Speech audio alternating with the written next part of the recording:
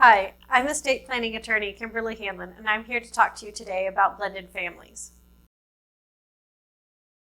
Blended families are really people who are in a second marriage. Sometimes people want to think about blended family planning because they're in a blended family now, or sometimes they foresee their current spouse being in a blended family in the future.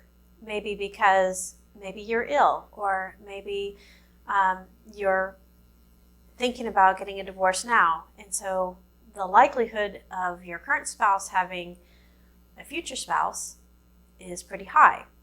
So here's the dilemma. You want to take care of your current spouse now, but you also want to leave whatever is left in your estate to go to your kids, not to your stepkids and not to your spouse's future spouse. The solution is really blended family trust planning, and there's several variations on this. And which one is best for you really depends on your situation, and which one is best for you is largely about tax planning. And I'm not going to go through all the scenarios, but I'm going to give you an overview of the general strategy. So here it is.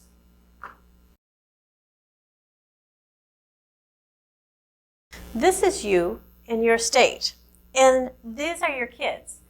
And of course, your goal is to transfer as much as you can from yourself to your kids, but in the intervening time to take care of your current spouse.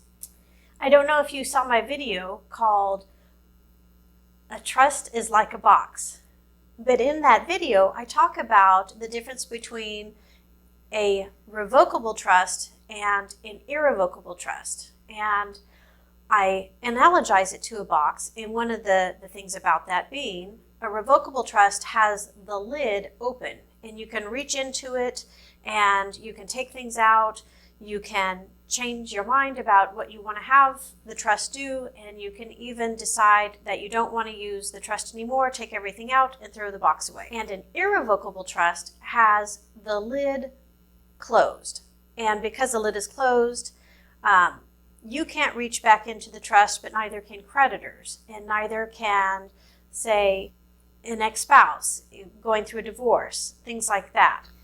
If you haven't seen that video and you'd like to, you can click on it here. Okay, so the strategy is for you to have a revocable trust. And you can tell that's revocable because the lid is open. That means you can transfer your property in. You can decide later that you want to take something out of your trust. You can decide later that you want to change the terms of your trust. You can even decide later that you want to take everything out of the trust and throw away the box. But when you die, you have one trust for your spouse and you have one trust for your family. Like I said, there's a lot of variations on how this can work. And so I'm going to talk about some general things that you can do with it. But how you structure it doesn't have to be exactly what we're talking about here. The trust for your spouse is set up such that your spouse can get the income and distributions can be made for your spouse's health, education, maintenance, and support, which we call HEMS. And on your family trust, you can set up whatever other terms are right for your family. And it could be that some of this, the income produced on this trust, might also be used for your current spouse, or maybe not. It kind of just depends. So this one is really whatever you want it to be. One of the rules about trust, when you have irrevocable trust, when there are certain provisions in place, then it gives protection from creditors. And that could be protection from creditors for your family members as well as your spouse, depending on what terms you put in this trust.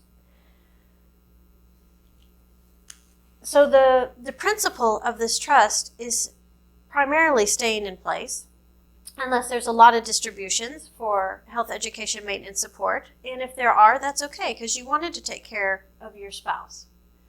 but you still have what you wanted to go to your family intact. Under whatever rules you set in place for that trust, money's going to your kids, and then when your spouse dies, whatever's left over in this trust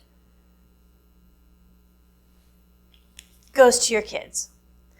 So you notice in this scenario, you met your goals, your kids got what you wanted them to get, your spouse was taken care of, and your estate didn't go to a spouse's future spouse or to your spouse's stepkids. So that's one of the strategies we use for blended families. If you are in a second marriage now, or you can foresee that your current spouse could potentially be in a second marriage in the future, and you'd like to visit with me about some of these strategies, I'd be glad to talk with you about that. Thanks so much.